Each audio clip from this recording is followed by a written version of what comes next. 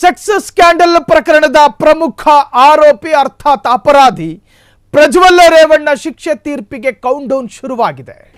ಕೆಲವೇ ಕ್ಷಣಗಳಲ್ಲಿ ಜನಪ್ರತಿನಿಧಿಗಳ ನ್ಯಾಯಾಲಯ ತೀರ್ಪು ಪ್ರಕಟ ಮಾಡುತ್ತೆ. ಪ್ರಜ್ವಲ್ ರೇವಣ್ಣರಿಗೆ 7 ವರ್ಷ ಶಿಕ್ಷೆನಾ, 10 ವರ್ಷ ಶಿಕ್ಷೆನಾ ಅಥವಾ ಜೀವಾವಧಿ ಶಿಕ್ಷೆನಾ? ಚಿಂತಾಕ್ರಾಂತರಾಗಿ ಕುಳಿತ ಭವಾನಿ ರೇವಣ್ಣ ಮಗನ ಸ್ಥಿತಿ ಕಂಡು ಶಿಕ್ಷೆ ಪ್ರಮಾಣ ಪ್ರಕಟಕ್ಕೆ ಮುನ್ನ ಟೆನ್ಷನ್ ಮೇಲೆ ಟೆನ್ಷನ್ ಶುರುವಾಗಿದೆ ಆ ಕುಟುಂಬಕ್ಕೆ.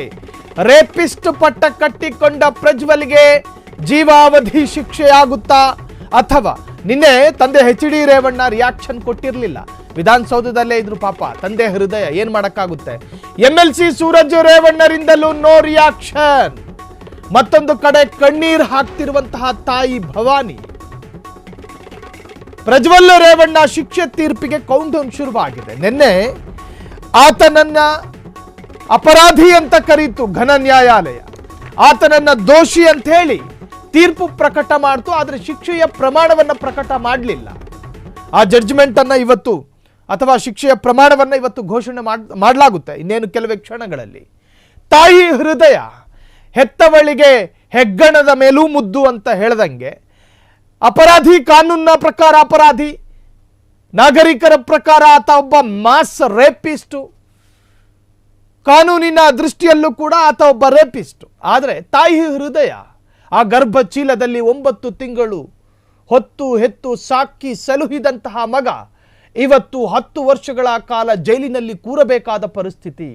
ಈಗ ನ್ಯಾಯಾಂಗ ಬಂಧನದಲ್ಲಿದ್ದಾರೆ, 14 ತಿಂಗಳುಗಳಿಂದ ಜುಡಿಷಿಯಲ್ ಕಸ್ಟಡಿಯಲ್ಲಿ. ಆದರೂ ಕೂಡ ಮನೆಯಿಂದ ಊಟ ಹೋಗ್ತಾ ಇತ್ತು, ಬೇಕಾದಾಗ ವಿಡಿಯೋ ಕಾಲಲ್ಲೂ ಕೂಡ ಮಾತನಾಡ್ತಾ ಇದ್ರು. ಮಗ ಜೈಲಲ್ಲಿ ಇದ್ದಾನೆ ಅನ್ನೋದನ್ನ ಬಿಟ್ಟರೆ ಎಲ್ಲವೂ ಕೂಡ ನಡೀತಾ ಇತ್ತು ಶಿಕ್ಷೆ ಪ್ರಮಾಣದ ಪ್ರಕಟಕ್ಕೆ. ಅದಕ್ಕೂ ಮುನ್ನ ವಾದ ಪ್ರತಿವಾದ. ಸಂತ್ರಸ್ತೆ ಪರಿಪರಿಯಾಗಿ ಬೇಡಿಕೊಂಡರೂ ಆಕೆಯ ಮೇಲೆ ರೇಪ್ ಮಾಡಲಾಗಿದೆ, ಅತ್ಯಾಚಾರ ಎಸಗಿದ್ದು ಮಾತ್ರವಲ್ಲ ವಿಡಿಯೋ ಮಾಡಿಕೊಳ್ಳಲಾಗಿದೆ. ಅದೊಂದು ತರಹದ ವಿಕೃತ ಆತನಿಗಿತ್ತು. ಇದು ಪ್ರಜ್ವಲ್ ವಕ್ರ ಮನಸ್ಥಿತಿಗೆ ದ್ಯೋತಕವಾಗಿದೆ. ಹೀಗಾಗಿ ಜೀವಾವಧಿ ಶಿಕ್ಷೆ ವಿಧಿಸಬೇಕು ಅಂತ ವಾದವೂ ಕೂಡ ನಡೀಬಹುದು. ಈ ಮೂಲಕ ಸಮಾಜಕ್ಕೆ ಸಂದೇಶ ರವಾನಿಸಬೇಕು. ಸಮಾಜದಲ್ಲಿ ಉಳ್ಳವರಿಗೆ, ದುಡ್ಡಿದ್ದವರಿಗೆ SPP ಜಗದೀಶ್ ವಾದ ಮಂಡನೆ. ಅಧಿಕಾರ ಇದೆ ಅಂದ ಮಾತ್ರಕ್ಕೆ ಕಾನೂನಿನ ಶಿಕ್ಷೆಯಿಂದ ತಪ್ಪಿಸಿಕೊಳ್ಳೋದಕ್ಕೆ ಸಾಧ್ಯ ಇಲ್ಲ ಅನ್ನೋ ಸಂದೇಶ ಹೋಗಬೇಕು ಸಮಾಜಕ್ಕೆ. ಸಂತ್ರಸ್ತೆ ಪರಿಪರಿಯಾಗಿ ಬೇಡಿಕೊಂಡರೂ ಆಕೆಯ ಮೇಲೆ ರೇಪ್ ಮಾಡಲಾಗಿದೆ. KR ನಗರದಿಂದ ಆ ಹೆಣ್ಣು ಮಗಳು ದೂರು ದಾಖಲು ಮಾಡಿತ್ತಲ್ಲ ಸಂತ್ರಸ್ತೆ.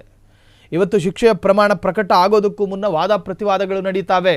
ಇನ್ನು ಪ್ರಜ್ವಲ್ ಪರ ವಕೀಲರು ಕೂಡ ವಾದ ಮಾಡಲಿದ್ದಾರೆ. ಏಜು ಚಿಕ್ಕದು, ಮಾಡಿರೋ ತಪ್ಪೇನು ಸ್ವಲ್ಪ ದೊಡ್ಡದು, ಇವತ್ತಲ್ಲ ನಾಳೆ ಮನಪರಿವರ್ತನೆ ಆಗಬಹುದು, ಅವನಿಗೊಂದು ಕ್ಷಮಾದಾನ ಕೊಟ್ಟು ಬಿಡಿ, ಶಿಕ್ಷೆಯ ಪ್ರಮಾಣದಲ್ಲಿ ಸ್ವಲ್ಪ ಕಡಿಮೆ ಮಾಡಿಬಿಡಿ. ಏಜು ಚಿಕ್ಕದಿದೆಯಲ್ಲ, ಆತನೊಬ್ಬ ಜನಪ್ರತಿನಿಧಿ ಆದವನಲ್ವಾ, ಜನರಿಂದ ಎಲೆಕ್ಟೆಡ್ ಆದವನಲ್ವಾ, ಸೊ ಆತನ ಮನಪರಿವರ್ತನೆಗೊಂದು ಅವಕಾಶ ಕೊಡಿ ಅಂತ ಹೇಳಿಯೂ ಕೂಡ ಪ್ರಜ್ವಲ್ ಪರ ವಕೀಲರು ವಾದ ಮಾಡಬಹುದು. ಇನ್ನೂ 3 ಪ್ರಕರಣಗಳು ಬಾಕಿ ಇದ್ದಾವೆ. ಈ ಒಂದು ಪ್ರಕರಣದ ತೀವ್ರತೆಯನ್ನೇ ಸಹಿಸಿಕೊಳ್ಳೋದಕ್ಕೆ ಸಾಧ್ಯ ಇಲ್ಲ.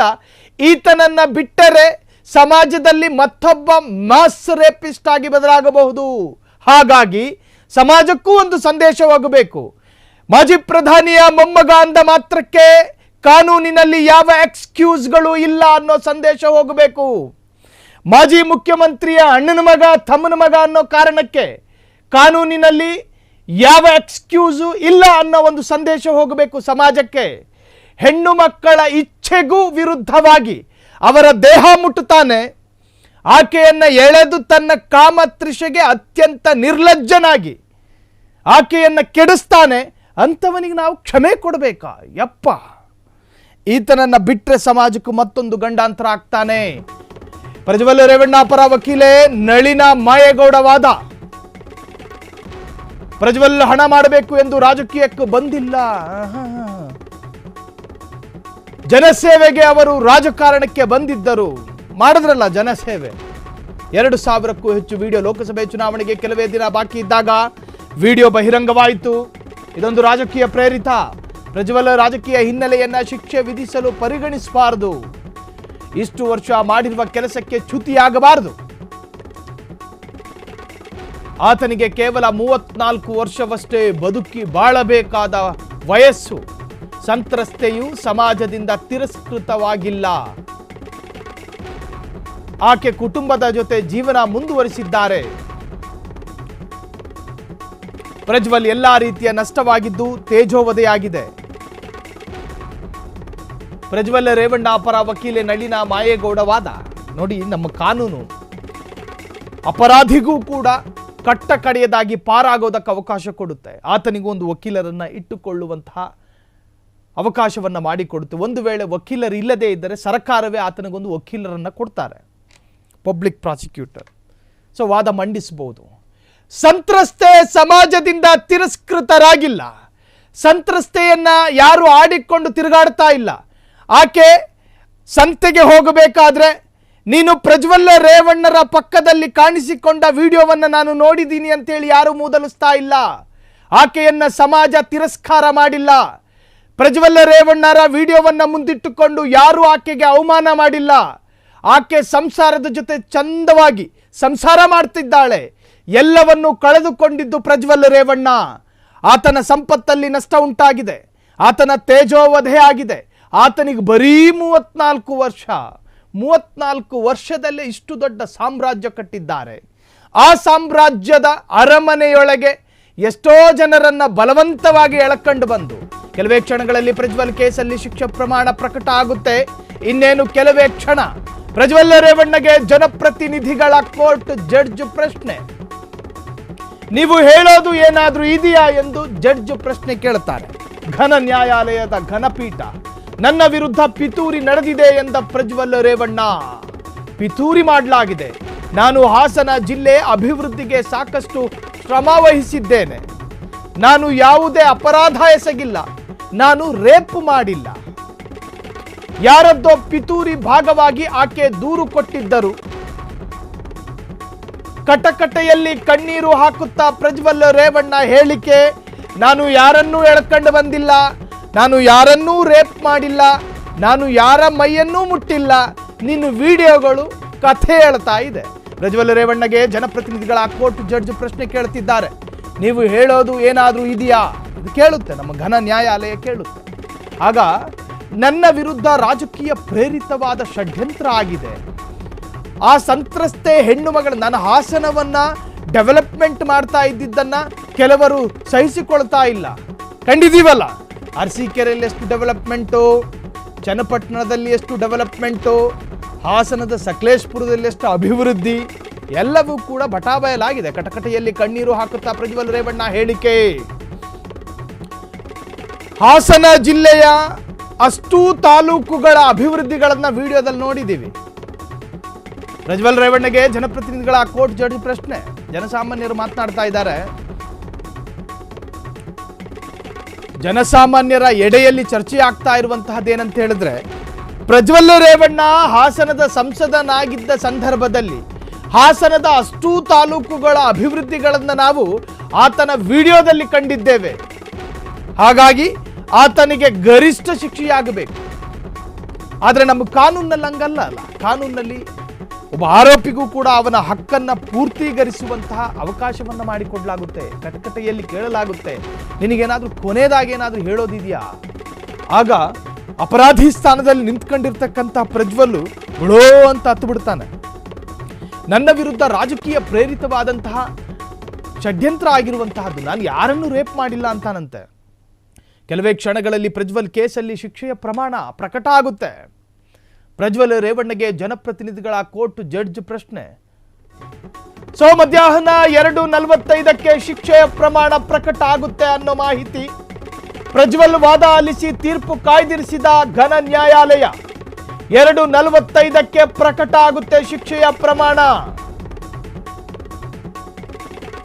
ಪ್ರಜ್ವಲ್ ವಾದ ಆಲಿಸಿ ತೀರ್ಪು ಕಾಯ್ದಿರಿಸಿದ ಗೌರವಾನ್ವಿತ ಪೀಠ ಮಧ್ಯಾಹ್ನ 2:45ಕ್ಕೆ ಪ್ರಜ್ವಲ್ ರೇವಣ್ಣ ಮಾಜಿ ಸಂಸದ, ಮಾಜಿ ಪ್ರಧಾನಿಯ ಮೊಮ್ಮಗ, ಹಾಲಿ ಕೇಂದ್ರ ಸಚಿವರ ತಮ್ಮನ ಮಗ ಅಥವಾ ಅಣ್ಣನ ಮಗ ಪ್ರಜ್ವಲ್ ರೇವಣ್ಣರ ಭವಿಷ್ಯ ನಿರ್ಧಾರ ಆಗೋದಕ್ಕೆ ಇನ್ನೇನು ಕೆಲವೇ ಗಂಟೆಗಳು ಬಾಕಿ. ಪ್ರಜ್ವಲ್ ರೇವಣ್ಣರ ವಾದವನ್ನ ಘನ ಪೀಠ, ಗೌರವಾನ್ವಿತ ಪೀಠ ಆಲಿಸಿದೆ. ಆಲಿಸಿದ ನಂತರ ಕಾಯ್ದಿರಿಸಿದ ಕೋರ್ಟ್ 2:45 ಆತನ ಶಿಕ್ಷೆಯ ಪ್ರಮಾಣ ಪ್ರಕಟ ಆಗುತ್ತೆ. ಒಂದು ಕಡೆ ಪದ್ಮನಾಭನಗರದಲ್ಲಿ ತಾತ ಕಣ್ಣೀರಿಡ್ತಿದ್ದಾರೆ, ಮತ್ತೊಂದು ಕಡೆ ತಾಯಿ ಭವಾನಿ ರೇವಣ್ಣ ಚಿಂತಾಕ್ರಾಂತಳಾಗಿ ಕೂತ್ಕೊಂಡಿದ್ದಾರೆ. ಇನ್ನೊಂದು ಕಡೆ ಮಾಜಿ ಸಚಿವ ಹಾಲಿ ಶಾಸಕ ತಂದೆ ಎಚ್.ಡಿ. ರೇವಣ್ಣ ಬಲಗೈಯಲ್ಲಿ ನಿಂಬೆಹಣ್ಣು, ಬಲ ಹೃದಯದ ಮೇಲೆ ಬಲಗೈ ಇಟ್ಕೊಂಡು ಯೋಚನೆ ಮಾಡ್ತಿದ್ದಾರೆ. ಬದುಕಿ ಬಾಳಬೇಕಾದ ನನ್ನ ಮಗ, ಮದುವೆಯಾಗಿ ಸೊಸೆಯನ್ನ ಕರ್ಕೊಂಡು ಬರಬೇಕಾದ ನನ್ನ ಮಗ, MLC ಸೂರಜ್ ರೇವಣ್ಣರ ಜೊತೆ ಆಟ ಆಡ್ಕೊಂಡಿರಬೇಕಾದ ನನ್ನ ಮಗ ಇವತ್ತು ಶಿಕ್ಷೆಗೆ ಗುರಿಯಾಗಿದ್ದಾರೆ. ಒಬ್ಬ ತಂದೆಯಾಗಿ ಅನುಭವಿಸಬೇಕಾದಂತಹ ವೇದನೆನೇ ಅದು. ಪಾಪ ತಂದೆಯ ಹೃದಯವನ್ನು ನಾವು ಆಕ್ಷೇಪಣೆ ಅಥವಾ ಮೂದಲಿಸ್ತಾ ಇಲ್ಲ. ತಾಯಿ ಹೃದಯ, ತಂದೆಯ ಹೃದಯ, ಹೆತ್ತವಳಿಗೆ ಹೆಗ್ಗಣದ ಮೇಲೂ ಮುದ್ದು. ಹಂಗೇನೆ ತಂದೆ ತಾಯಿಯ ಹೃದಯದ ಆ ಆಕ್ರಂದನವನ್ನು ನಾವು ಏನು ಮೂದಲಿಸ್ತಾ ಇಲ್ಲ. ಆದರೆ ಮಗ ಮಾಡಿಟ್ಟಂತಹ ಕೆಲಸಗಳು, ಮಗ ಮಾಡಿದ ಅತ್ಯಾಚಾರ, ನಮ್ಮ ನ್ಯಾಯಾಲಯ ನೋಡಿ, ಭಾರತ್ ಕಾ ಕಾನೂನ್ ಕಿ ಹಾತ್ ಲಂಬಾ ಹೈ ಅಂದರೆ ಕಾನೂನಿನ ದೃಷ್ಟಿಯಲ್ಲಿ ಎಲ್ಲರೂ ಸರಿಸಮಾನರು. ಇಲ್ಲಿ ಮಾಜಿ ಸಂಸದ ಅನ್ನೋ ಡಿಸ್ಕ್ರಿಮಿನೇಷನ್ ಇರೋದಿಲ್ಲ, ತಾರತಮ್ಯ ಮಾಡಲಾಗದು. ಆತ ಮಾಡಿರುವಂತಹ ಕೃತ್ಯಕ್ಕೆ ಸರಿಸಮಾನವಾದಂತಹ ಶಿಕ್ಷೆ ಕೊಡೋದಕ್ಕೆ ನಮ್ಮ ಭಾರತದ ಕಾನೂನಿಗೆ ಸಾಧ್ಯ ಇದೆ. ಅದು IPC ಆಗಿರಲಿ, BNS ಆಗಿರಲಿ. ಅಪರಾಧಿಗಳನ್ನು ಸಂರಕ್ಷಿಸಲ್ಪಡೋದಿಲ್ಲ ನಮ್ಮ ಕಾನೂನು. ಅಪರಾಧಿಗಳನ್ನು ರಕ್ಷಣೆ ಮಾಡುವಂತಹ ಯಾವ ಅವಕಾಶವೂ ಕೂಡ ನಮ್ಮ ಕಾನೂನಲ್ಲಿಲ್ಲ. ನನಗೊಂದಷ್ಟು ಪ್ರಭಾವವಿದೆ, ನಾನು ಮಾಜಿ ಸಂಸದ. ವೈಯಕ್ತಿಕವಾಗಿ ಪ್ರಜ್ವಲ್ ವಾದ ಆಲಿಸಿದ ನ್ಯಾಯಾಲಯ ಆತನ ವಾದವನ್ನು ಆಲಿಸಿದೆ. ನಾನು ಒಮ್ಮೆ ಸಂಸದನಾಗಿ ಕೆಲಸ ಮಾಡಿದ್ದೇನೆ, ಜನಪ್ರತಿನಿಧಿಯಾಗಿ. ನಾನು ಅತ್ಯಾಚಾರ ಮಾಡಿದ್ದೇನೆ ಎಂದು ಯಾರೂ ಚಕಾರ ಎತ್ತಿಲ್ಲ. ಚುನಾವಣೆಯ ಸಂದರ್ಭದಲ್ಲಿ ಈ ಆರೋಪ ಮಾಡಿದ್ದಾರೆ. ಕಟಕಟೆಯಲ್ಲಿ ಕಣ್ಣೀರು ಹಾಕುತ್ತಾ ಪ್ರಜ್ವಲ್ ರೇವಣ್ಣ ಹೇಳಿಕೆ. ಚುನಾವಣೆಯ ಸಂದರ್ಭದಲ್ಲಿ ಇದನ್ನ ಸಂಸದನಾಗಿ ಉತ್ತಮ ಕೆಲಸ ಮಾಡಿದ್ದೀನಿ, 6 ತಿಂಗಳಿಂದ ತಂದೆ ತಾಯಿಯನ್ನ ನೋಡಿಲ್ಲ, ಮೆಕ್ಯಾನಿಕಲ್ ಎಂಜಿನಿಯರಿಂಗ್ ಪದವೀಧರನಾದ ನಾನು ಮೆರಿಟ್ ವಿದ್ಯಾರ್ಥಿ. ರಾಜಕೀಯದಲ್ಲಿ ನಾನು ಬೇಗ ಬೆಳೆದಿದ್ದು ನನಗೆ ಮುಳುವಾಯಿತು. ಮಾಧ್ಯಮಗಳ ವಿರುದ್ಧ ನಾನು ಆರೋಪ ಮಾಡುವುದಿಲ್ಲ. ಕಣ್ಣೀರು ಹಾಕುತ್ತಾ ನ್ಯಾಯಾಲಯಕ್ಕೆ ತಿಳಿಸಿದ ಪ್ರಜ್ವಲ್ ರೇವಣ್ಣ. ಮಧ್ಯಾಹ್ನ 2:45 ಶಿಕ್ಷೆ ಪ್ರಮಾಣ ಪ್ರಕಟ. ವೈಯಕ್ತಿಕವಾಗಿ ಪ್ರಜ್ವಲ್ ವಾದ ಆಲಿಸಿದ ನ್ಯಾಯಾಲಯ 21 ಹೆಣ್ಣು ಮಕ್ಕಳನ್ನು ಕೆಡಿಸಿ ಕೊಂದು ಹಾಕಿದ ಸೈನೆಡ್ ಮೋಹನ, ಆತನನ್ನು ಕೂಡ ಕಟ್ಟ ಕಡೆಯದಾಗಿ ಕೋರ್ಟ್ ಹಿಂಗೆ ಕೇಳಿದ್ದು, ಏನಾದರೂ ಕೊನೆಯದಾಗಿ ಹೇಳೋದಕ್ಕಿದೆಯಾ ಅಂತ. ನನ್ನ ವಿರುದ್ಧವೂ ಪಿತೂರಿ ಅಂತ ಆತನು ಹಿಂಗೆ ಹೇಳಿದ್ದು. ನೋಡಿ, ಅಪರಾಧ ಅಥವಾ ಅಪರಾಧಿ ಕಟ್ಟ ಕಡೆಯವರೆಗೂ ಕೂಡ ತನ್ನನ್ನು ಸಮರ್ಥನೆ ಮಾಡ್ಕೊಂಡೇ ಹೋಗ್ತಾನೆ. ಆದರೆ ಕಾನೂನು ಹಂಗಲ್ಲವಲ್ಲ. ಎಲ್ಲವನ್ನು ಕೂಡ ಕೂಲಂಕುಷವಾಗಿ ಎಲ್ಲವನ್ನು ಪರಿಶೀಲನೆಗೆ ಒಳಪಡಿಸಿ ಘನಪೀಠ ಅಪರಾಧಿಗೆ ಕಟ್ಟ ಕಡೆಯ ಕ್ಷಣದವರೆಗೂ ಕೂಡ ಕಟಕಟೆಯಲ್ಲಿ ನಿನಗೇನಾದರೂ ಕೊನೆಯದಾಗಿ ಹೇಳೋದಕ್ಕೇನಾದರೂ ಬಾಕಿ ಇದೆಯಾ ಅಂತ ಕೇಳುತ್ತೆ. ಆ ಸಂದರ್ಭದಲ್ಲಿ ನನ್ನ ಮೇಲೆ ರಾಜಕೀಯ ಷಡ್ಯಂತ್ರ ನಡೆದಿದೆ, ಎಲೆಕ್ಷನ್ ಸಂದರ್ಭದಲ್ಲಿ ನನ್ನ ವಿರುದ್ಧ ರಾಜಕೀಯ ಪ್ರೇರಿತವಾದಂತಹ ದೂರನ್ನು ದಾಖಲು ಮಾಡಲಾಗಿದೆ ಎನ್ನುವಂತಹ ಒಂದು ಆರೋಪ ಸ್ವತಃ ಪ್ರಜ್ವಲ್ ರೇವಣ್ಣ ಘನಪೀಠದ ಮುಂದೆ ಹೇಳಿರುವಂತಹದ್ದು.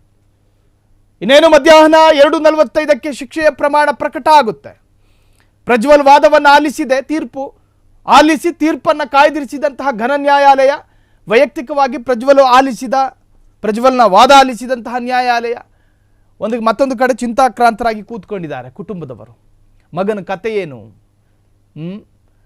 ಇನ್ನು ಆ ಪ್ರಜ್ವಲ್ ರೇವಣ್ಣರ ಪರ ವಕೀಲರು ಕೂಡ ವಾದ ಮಾಡಿದ್ದಾರೆ.